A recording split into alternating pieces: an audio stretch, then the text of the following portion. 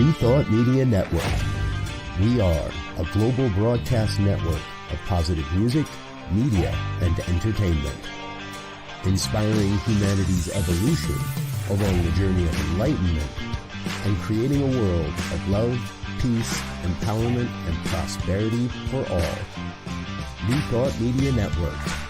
Positively inspiring.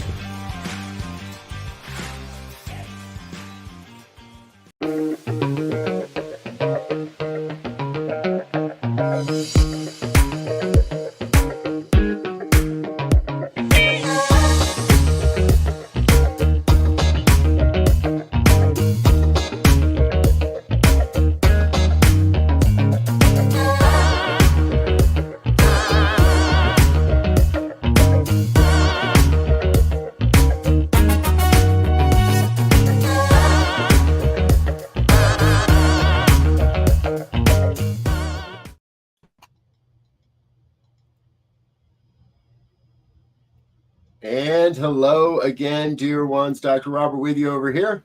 Rev Z right here. And this is New Thought today for Tuesday, September 10th, 2024. We'll speak a moment of prayer for remembrance of September 11th a little later. And it's debate night in the US of A. We said we weren't going to talk about this, but I mean, how do we not talk about this? Folks, if this is your first time with us, we talk about things as they relate to New Thought, and we talk about mostly just anything we want to talk about. Often have some wonderful guests and encourage you to check out our archives. And we do have a great show in store for everybody today, because Rev Z got creative and dug up something that I think actually is, the longer I look at this, Z, the more I'm really intrigued to dig into this information today. But it is debate night here in the US. I guess the one question I want to ask is, does it matter? Does it really mean anything at this point? Yes, if I have to give an answer. You can say no comment if you want. Yeah, no, I think it matters to the nation, to the global community. And since we're, looking at the future of New Thought and spirituality, most definitely to us, in the sense of we are in an environment where the mantle of separation is getting bigger and bigger, I believe, and a lot of it is based on spiritual and religious beliefs about morals and ethics from a specific slant of ideology. And so, when we think about that, we look at what's happening now and just do a trajectory, kind of like they do when they forecast where hurricanes going. They look at it and they say, all right, what's the mathematical trajectory? I mean, we're going down a path where more and more people, I believe, especially young people, are going to be checking out of that whole scene, because they're tired of all of the backbiting and all of that, and which leads to, I think, something that we want to talk about today. Is what are the challenges, not just New Thought, but all religious and spiritual organizations are going to face in the future. Yeah, I think that's, thank you for a great segue there, because you're right on. We can talk about politics, but it's a bigger conversation that really wants to be had, because the landscape of faith, of religion, of spirituality, of all of that is rapidly changing in a rapidly changing world. Yes. It can feel like it's a little tough to maintain or hold on to sometimes. Yeah. And it's on, just like all the global issues, it's on all fronts, right? It's on, how do you maintain relevancy? How do you balance tradition? And there's nothing more traditional than religion. How do you balance traditional stuff with innovation. How do we deal with criticism and misconceptions of the thing itself, if you will, in terms of the criticism of spirituality and religion throughout the modern history, and any misconception about what it is and what it provides. I mean, there's social and political, which you started out with. Financial stability. Every center is now realizing people are not, donating to religious organizations at the same pace and veracity, if you will, as the others. Right. How do you begin to deal with some traditional religious spiritual knowledge with scientific knowledge? Where's that intersection? I mean, there's so much more digital.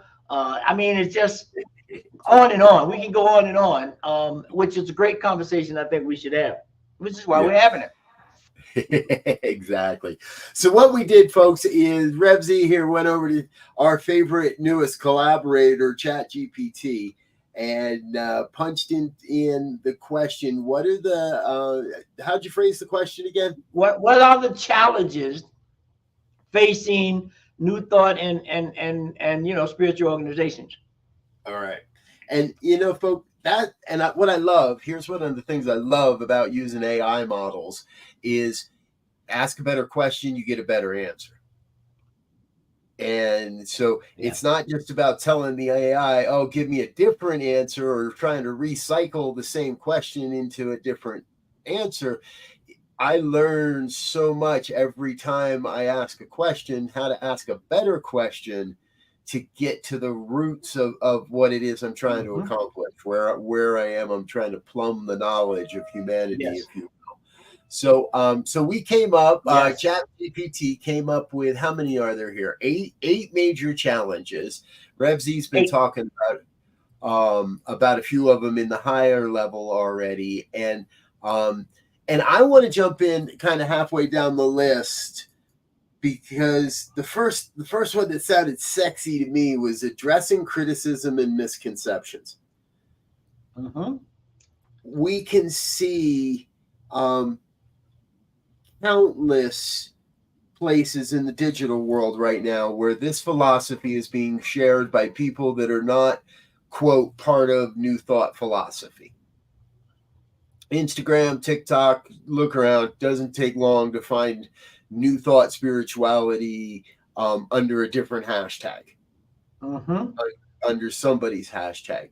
However, what I've been noticing is there are a lot of misconceptions out there around what it is we do and how we do it. And the ChatGPT brings back the first one. I kind of laughed when I saw it. It's criticism of the law of attraction.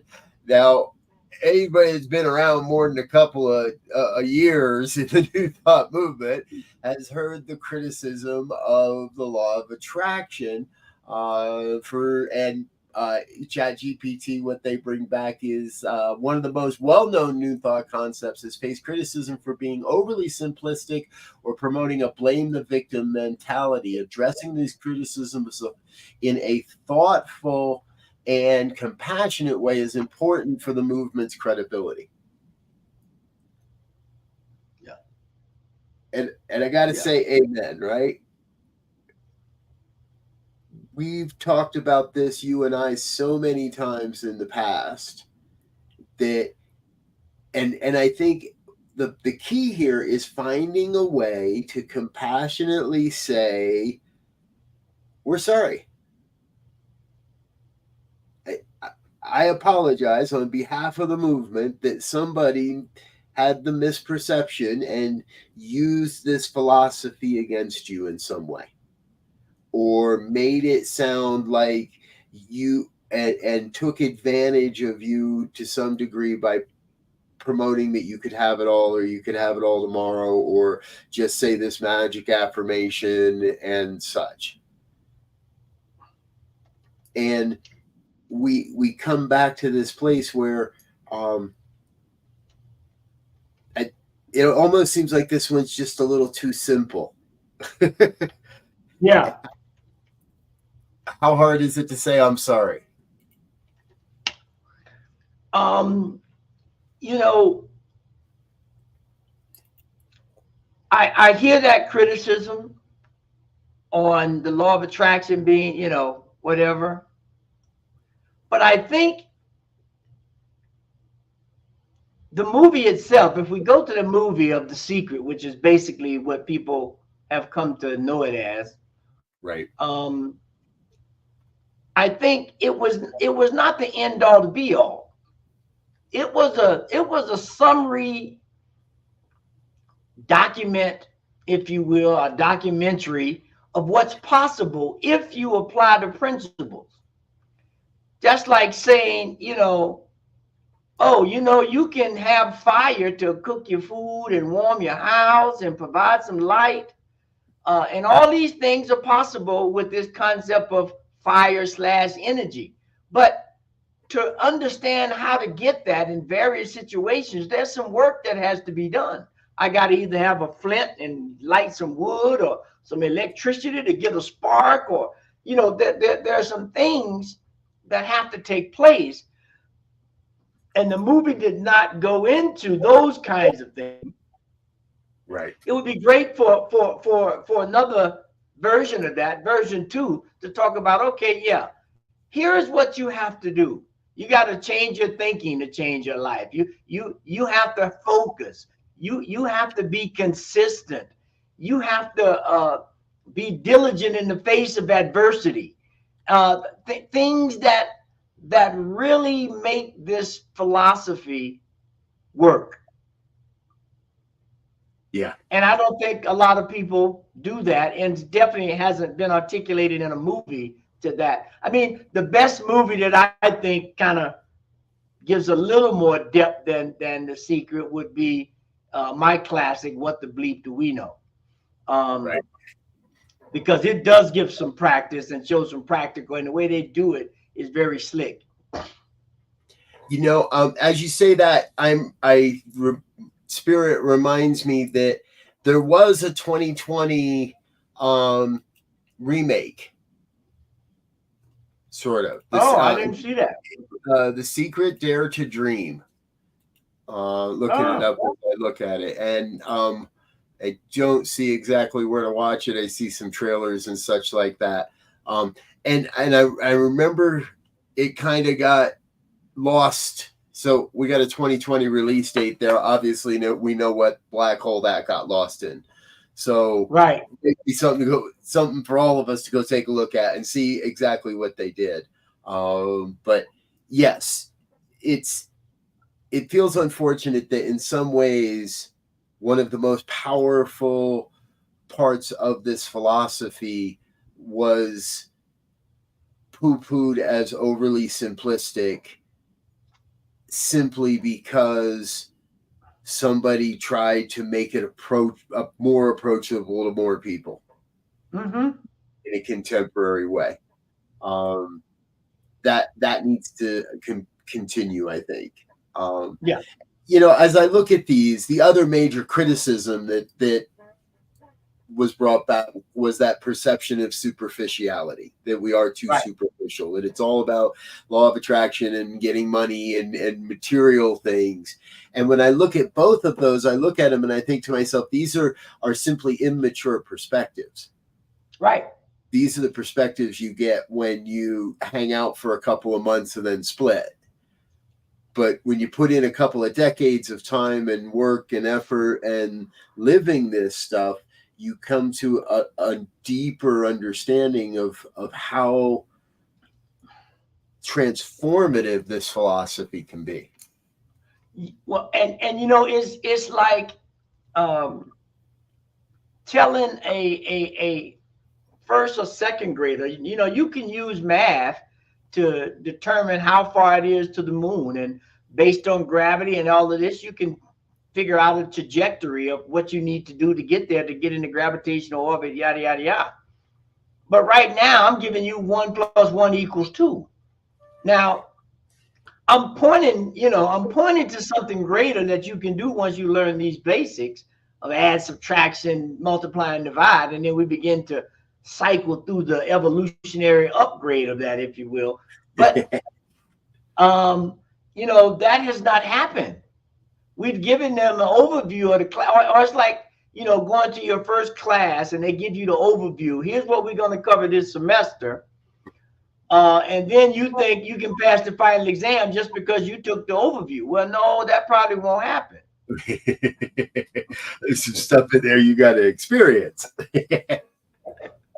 Well, and I like that you bring up the learning model as an analogy, because what was heading through my mind is I could never have been an elementary school teacher or a traditional school teacher simply because I get too bored going over the basics again and again and again and again and again and again and again. And even though the students change and there's new people coming in the door, for myself, I want to work with more advanced people. I want to continue to, because I am able to advance my understanding and my experience of it as in that learning experience also. And I can appreciate that.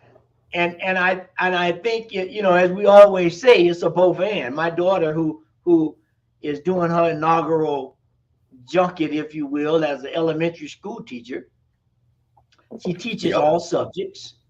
She has students of all different levels.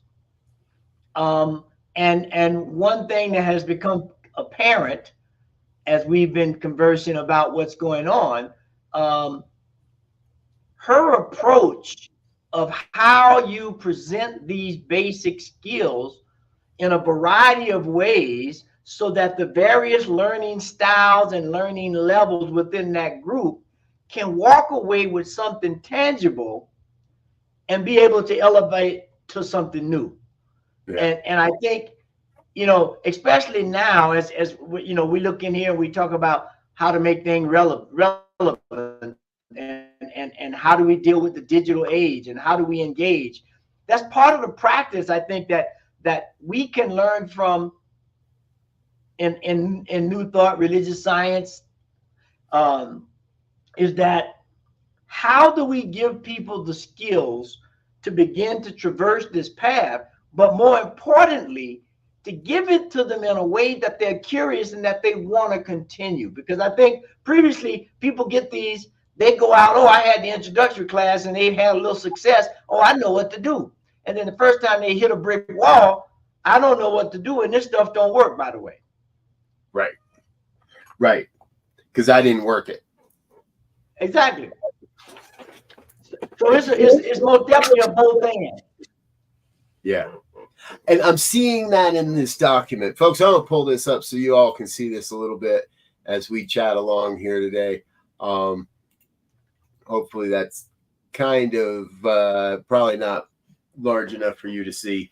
I'll try to reformat that. But this document, in a lot of ways, it's got a lot of the both and. Now, again, it's ChatGPT, so it's going to play both sides of the fence. It is intended to. So many of the things on here, addressing these criticisms in a thoughtful and compassionate way is important for the movement's forward movement. Challenging this misconception by emphasizing the deeper spiritual aspects of the movement is crucial. Ensuring that New Thought communities are truly inclusive is a chat. They point to the both and in so many of these answers, if you will, that there is going to be those that want to stay a little more in the fundamental side of life, if you will, and those that want to be a little more progressive, if you will. And we're seeing that right now in the unity movement. It's pretty, if you watch the right channels and you read the right newsletters, it's not exactly a secret that the unity movement is facing its own experience of, are we more Christian church, closer to our roots, more of a Fillmorian based organization or community, or are we a more progressive, socially active, social justice type of community, a bit I'm going to say a little more new thought and a little less unity, or a little more unity and a little less new thought. And which way do we want to show up as a community? So these questions, I think, are alive for so many, whether we're really cognizant or whether we're aware of it or not. These questions of identity are so alive in the New Thought movement of how are we going to show up moving forward? Yeah. Yeah. And you know, given I think given the interaction with spiritual practice and religion and those types of things in terms of a generational perspective, this whole idea of tradition versus innovation and relevance is at the top of the list for all of it, I believe, because people have used religion and spirituality, maybe more so religion than spirituality, but I think it's both, as a way of getting people to submit, right, or to surrender their intellectual curiosity, right, and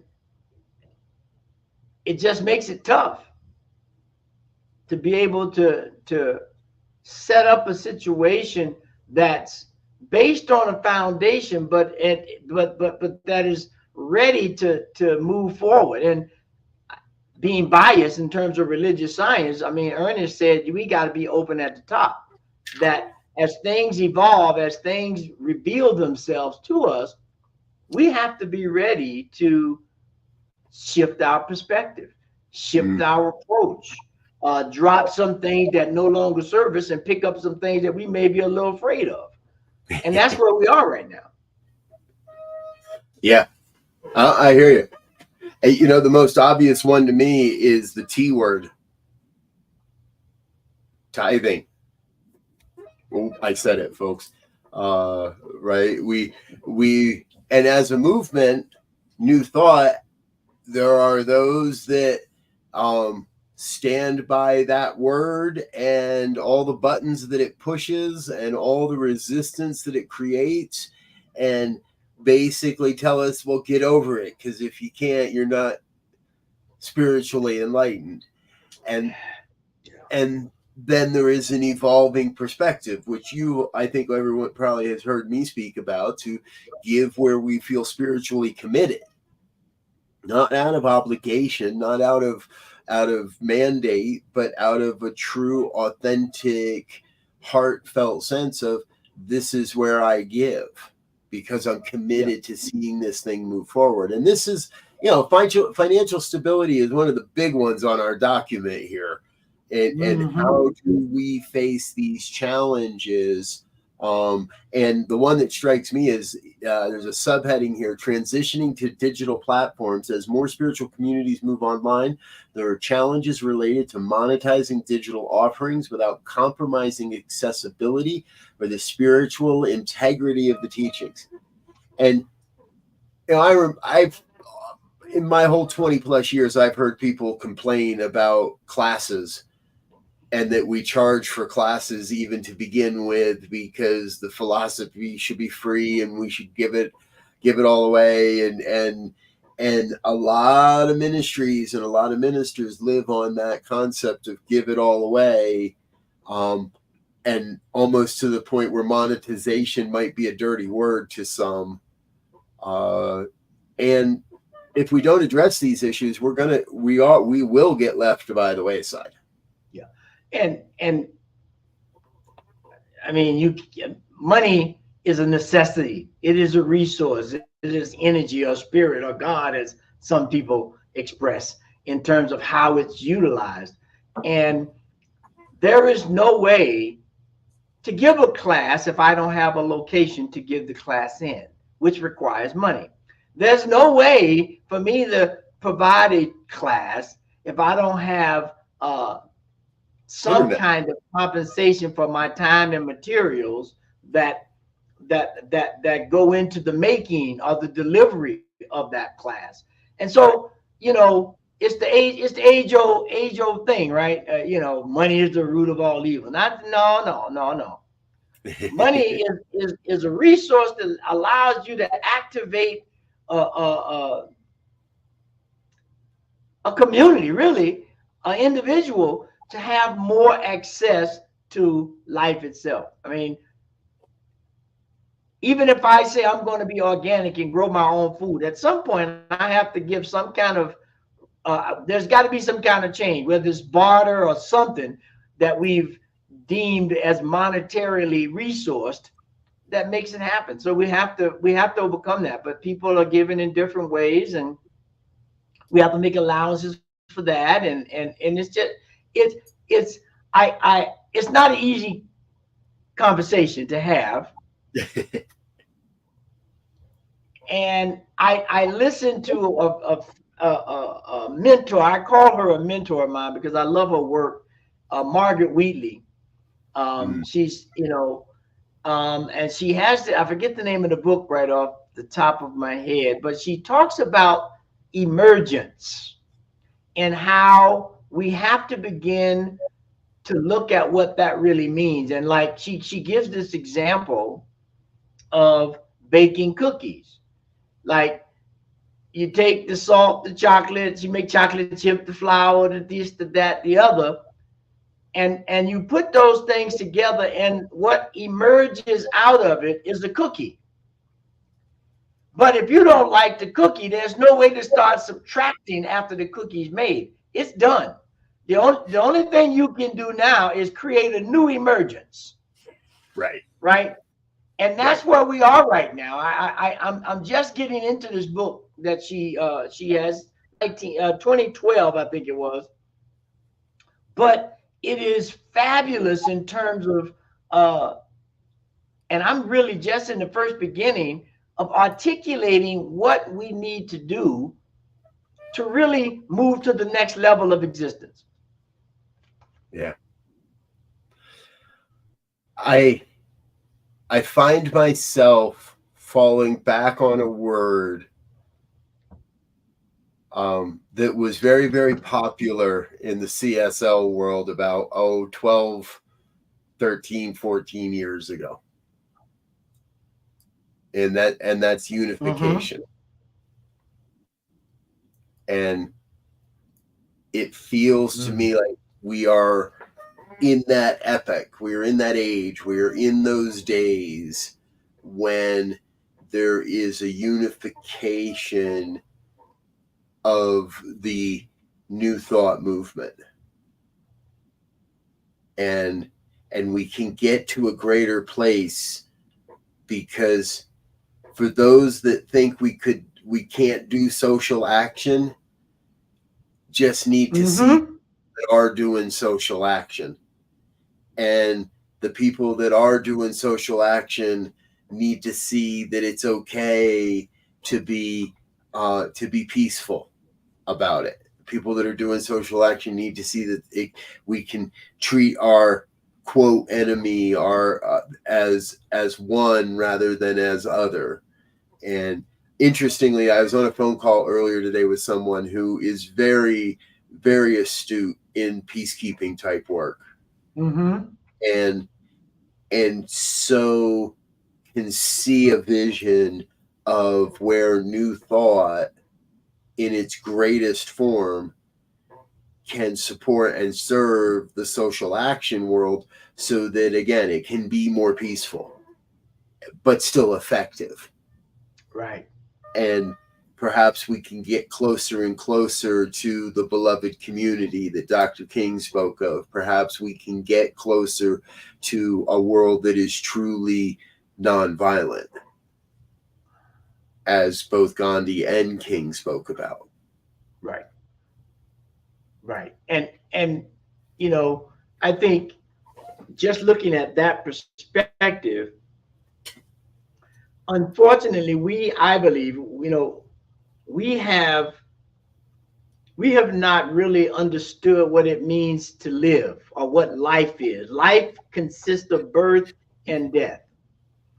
And so they are inseparable. They're one thing that adds up to life. And so I think because we haven't fully got in touch with what that means to make a transition from this planet, we've labeled a lot of things as unappropriate. Now let's leave it at that before I start giving it other kind of labels. And to understand that that is the way of the world, if you will. That is what happens on this particular plane of existence. And so if we can get our head around it, I believe we can begin to look at life differently, and all of the violent stuff, which is forcibly, making things happen through violence, it gets tricky. And just the conversation itself is tricky because there's no way to talk about it without dissecting it.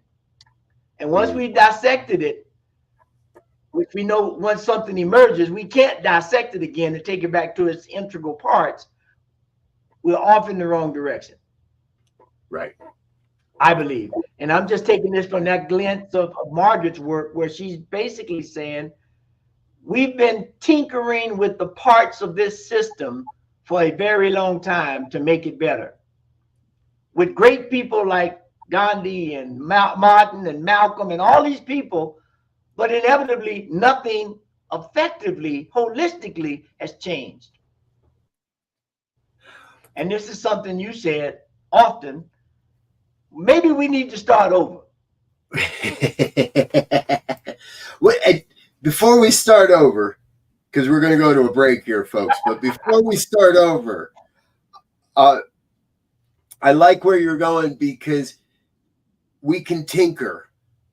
And you're right. And I agree with that assessment. We've been tinkering with the parts for long enough. At a certain point, you have to stop tinkering and turn the machine on. You got to flip the switch. You got to turn over the ignition. You got to give her a little gas or plug the sucker in, whatever it is. But at a certain point, you got to stop tinkering and you've got to turn the machine on, and you've got to give it time to run and see how it's going to run and see where it's going. Mm-hmm. So we're gonna take a break, folks, and let the machine warm up, and we'll see if it's still running when we get back after this break. We want to make sure that we say hello to some people and give some of our sponsors a little bit more time to say hello here today. Stay with us. We'll be back in just a moment or two with more of New Thought Today here on the New Thought Media Network.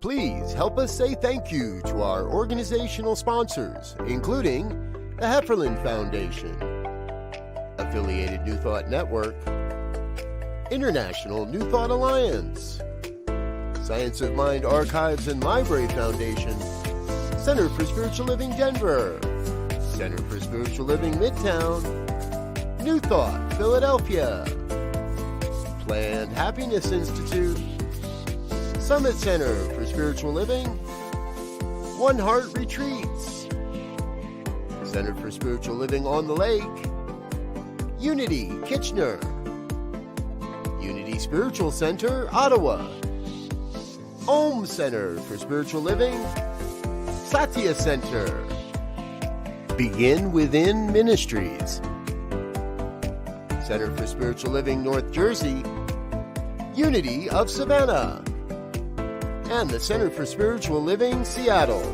as well as all of our individual donors. Thank you for being part of the New Thought Media Network. Please like, share, and subscribe. New Thought Media Network, positively inspiring. Yes. Thank you to all of our organizational sponsors and individual donors. It's thanks to folks like you that we're able to bring this type of programming and have these conversations have the guests that we do. And I'm gonna tease just a little bit. We're gonna have some pretty important guests coming up in the next month or so, folks. Rev Jersey Girl will be back with us.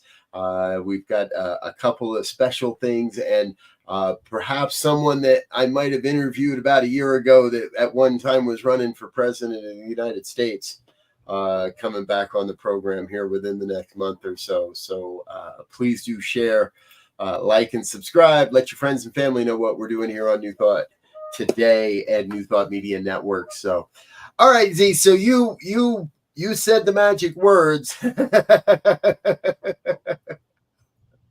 What if we just started over?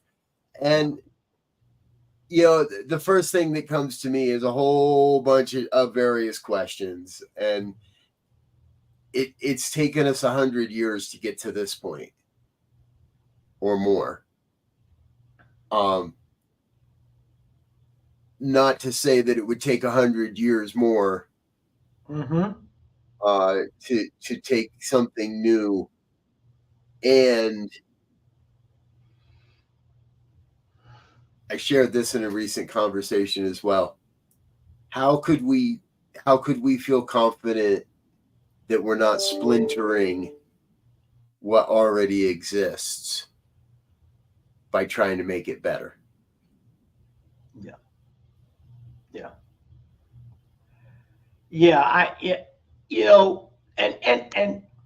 I hear that 100%, and I agree with that. And we live in such a challenging environment because that whole thing about subjective and objective, right? I can only look at a thing subjectively. Right. I mean, objectively, right? Right. Where, did I say that right? I can only look at it from a subjective point of view based on my experience. To look at it objectively, I have to take myself out of the picture. And that's very challenging to do, right? When you have those kind of moments, when you can put yourself out of the picture and see it objectively and not subjectively based on my interaction with it. Right. That's when we have prophetic things happen, right? Because now I can see things a lot clearer with a lot less obstruction. And so that's, to get to that point, that requires work. Especially if you, perhaps forgive the expression, been drinking the Kool-Aid for 20 plus years. Yes. Because we never want to see the faults in the ones we love. Right. Or ourselves. Or ourselves. And that makes it work, right? Yep. And yet what we know, because of this philosophy, because of these teachings, is that life, the universe, everything is constantly evolving. Holmes was very clear that the one self-existent cause is forever taking on form and abandoning that form in order to take on new form, allowing for that cycle of regeneration. And so not actively pursuing the destruction of something, but being able to read the writing on the wall and prepare for a resurrection of or a revelation of what is the next, the new. We don't have to hang on to the form that's being abandoned until it's all the way sunk, do we? No. And what you bring to mind to me is the whole concept and study of DNA, right? Okay. So from a DNA perspective, they can take me and trace my DNA back to the earliest male descendant, right? By certain markers in the DNA. Right. Although I've evolved a whole heck of a lot from that original seed, if Yep. you will. Right. I'm still similar to it, but I'm totally different from it. Mm. And so, you made me just think about this. So, how do we honor the original seed, but utilize the present form of that seed in a different way because it's a different time, different environment, different everything, basically. Mm. And that's that requires some critical thinking. Yes. Yeah, this really sparks. I was watching a video earlier today, and one of the theories that was being proposed is that ADHD may not be as much of an evolutionary defect Mm-hmm. as it may be a hereditary trait. Ooh, that's And that's a lot different, and would also change the game, as it were, as how we look at how to treat, how to support someone who has a hereditary trait, not so much a disease or flaw or defect, right. as a growth defect. So I want to start looking at the future of New Thought, which is what we talk about a lot here, folks. I want to start looking at the future of New Thought, not as if there are evolutionary flaws, but what are and I love the emergent aspect that you're bringing into this. What are the emergent traits that are necessary for us to nurture, but also perhaps the markers that we should be cautious of or aware of as this thing grows and evolves. And if you're like, we're just going back or we're just going to stay the same, then well, we won't have much to talk about. So yeah. you won't be invited on this show. You bring to mind this this concept that was brought out a while ago, back in the, I guess, 90s, early 90s, by Bruce Lipton, who was part of the original genome study, that talks about the idea, and it's been proven to a certain degree. They're still trying to figure it all out because they don't quite understand it, in that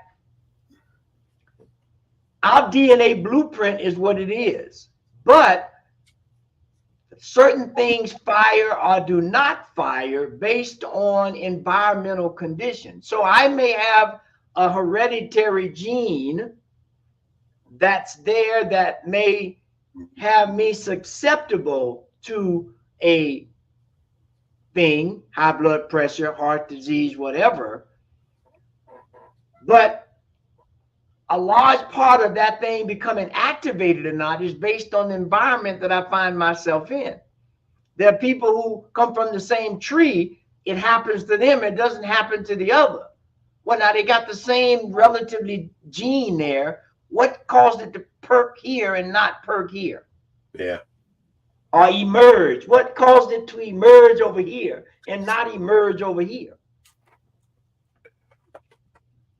I love when spirit makes the theme obvious. Right? It's coming back again and again and again to emergence. Yes.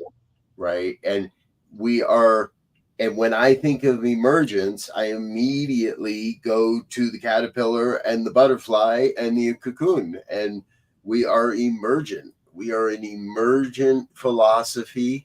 We are an emergent way of life. And we have to act that way, and we have to live that way, because no matter how soft that cocoon might feel, how warm and fuzzy and cozy that cocoon might be, at a certain point, you're going to outgrow it, and you can't stay anymore. And we, we replicate this in our teenage years when when mom and dad finally kick us out of the house, or we finally decide we've had enough and we're busted out, right? But we have to embrace this emergent quality in New Thought rather than trying to perfect a system that just doesn't seem to be working any longer. When I look at this list of challenges, so many of them are based around holding on to the building, holding on to the old ways, holding on to where all the inherited or the suggested solutions, all the inherent solutions look at greater perspectives and how do we broaden our understanding of the philosophy, of its connection to science, of how we maintain community in a digital age. All of these things require us to be open to greater wisdom and knowledge, a greater learning system. Yeah. And the butterfly is such a great caterpillar transition emergence, because you have the caterpillar who goes into the chrysalis and cocoon and totally gives everything up and dissolves and emerges into something totally different on the way out, right? And that's where we are now. I think in almost every sphere of life, political, economic, spiritual, religious. I mean, we've been kicking these ideas around. It's time to go into the chrysalis stage, let all that stuff melt down, and let something new emerge that can be both astral and terrestrial. So, all right, we're not going to have enough time to answer this one, folks, but we're going to ask a question. Yeah, maybe somebody out there knows the answer to this. If you do, put it in the chat. Barbara Marx Hubbard was, before her death, was promoting and publishing Homo Spiritualist. Right? We've gone beyond Homo sapiens. We were becoming Homo Spiritualist, or something to that effect. Again, for the Barbara Marx Hubbard fans, if I'm mixing that up a little bit, my apologies. However, the question for me is, so what comes after the Homo? What's the next? Because that's, to me, what I hear you talking about. We have to let go of what it means to be Homo sapiens, homogeneous, Homo Spiritualist, Homo Universalist, or Visionarists, or whatever, and move into that next class or genome, or is that what it is? We have to move into a new genome to go beyond, to really embrace or demonstrate or promote the higher realms of New Thought. Yeah. I mean, because part of the prefix homo, right, means same, the same, equal, like, right? Yep. And we know that's not quite correct. Every Homo sapien is the same but different. Right.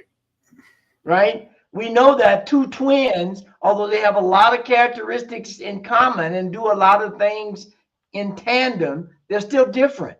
So what comes after sameness? Oneness? Yeah.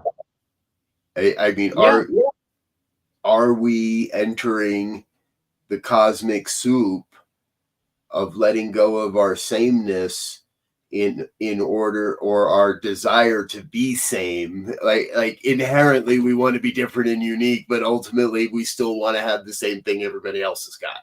right? Good car, good money, all the. So are we in the chrysalis? Are we becoming the imagine? Are we, you and I and others watching this network, are we the imaginal cells that are birthing a whole new form of life based on principle and practice of oneness? You've opened up a can of worms that we probably gonna have to do just a show on, because you know, when we look at the DEIB movement and we look at the activities that the young people, Generation X and such, and Generation Y, Z, I can't keep up no more, but all of the traditional things that we thought were desirable, they are turning away from those in a lot of ways. And those that are being forced into it, i.e., they're taking that mantle because it seems like the nice traditional thing to do, they're causing a large amount of mental health issues and loneliness issues and things, because that model ain't working anymore. Right. You know, you think about, I think about the Matrix, right? All the people in the Matrix look the same. They got the same suit, same glasses. That ain't working. And people are literally trying to get out of the Matrix and become who they are.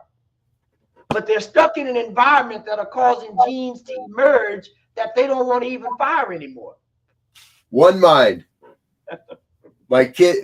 Reed was home from college for the weekend. We were looking for a movie to watch together as a family, and my wife suggested The Matrix, and neither of the kids had seen it. So 19 and just about to turn 17, neither of them had seen it before. And we were like, oh, we're sitting down to watch this. And we all familyed up on the couch to watch the original Matrix the other night. And I thought of you as we were doing it. And here we are 2 days later. We don't practice this stuff, folks. This is the one mind. This is what we talk about. And if you haven't, go back and watch it, because we got done and one of my kids looks at the set and goes, oh yeah, totally see the trans analogy in the whole thing. Did you know, like, ask yourself, folks, did you know that the Matrix is an analogy for a trans life, for living a trans life? Go check the movie out again. Watch it. And what we know is through this philosophy, we can see that truth through various lenses, because it's also the story of the oppressed and the oppressor. It's also the story of the hero and the rebel. It's also the story of the oracle and the prophet. It's all these various stories, but we can find what most benefits us in that. And that's part of what makes it a classic. Yeah. You know, one thing we have to begin to do, I spoke on this on Sunday, is we are used to looking, but very few of us see. Mm-hmm. And the environment now programs us to look. That's why we keep strolling on these devices and looking at all of these things. But are we seeing what's happening? And for that to happen, again, we get back, you have to have that critical mind, that critical thinking of looking at it from different perspectives in different ways.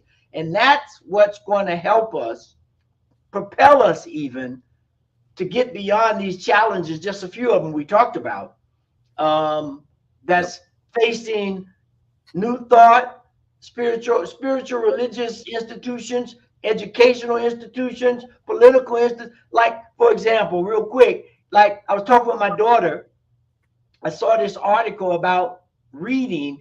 They're saying the reading scores for kids have gone down, and they had switched to a more of a sight word kind of recognition to learn to read. Well, they found out that that's not working so well. So now they're going back to the phonetic way. Now, each one of them will have their challenge, but with the phonetic way, there's a practice to figure it out. There's a practice to break the thing down and pronounce it. Whereas with a sight word, if I'm not familiar there, I may or may not get it. And so we're at that stage right now in every phase of life. We got to phonetically, if you will, understand how to look at life in its separate parts, but realize that it's not the parts that make the word, it's the all togetherness of those phonetic pieces that make the word. And that's what we have to begin to reemerge into, that oneness, as you said. That one. Amen. And that, folks, is it. That's what we've got for today. We got plenty of open cans of worms that we'll come back to and visit on other occasions. So we will give you that quick heads up. Rev Z and I will both be traveling next week, and so we'll be on a rerun next week. However, the week after that, Reverend Stacy Hilton out of the Las Vegas Center for Spiritual Living will be with us again. We've got Reverend Michelle, Dr. Rev Jersey Girl Michelle Wadley coming up in the next month. Allie Benjamin will be with us. And yes, we're working on a new interview with Marianne Williamson, where both Dee and I get a chance to sit down and chat with her about her new book and all things New Thoughts. So watch for that coming in the near future. Until next time, we want to wish you peace and richest blessings. Bye now.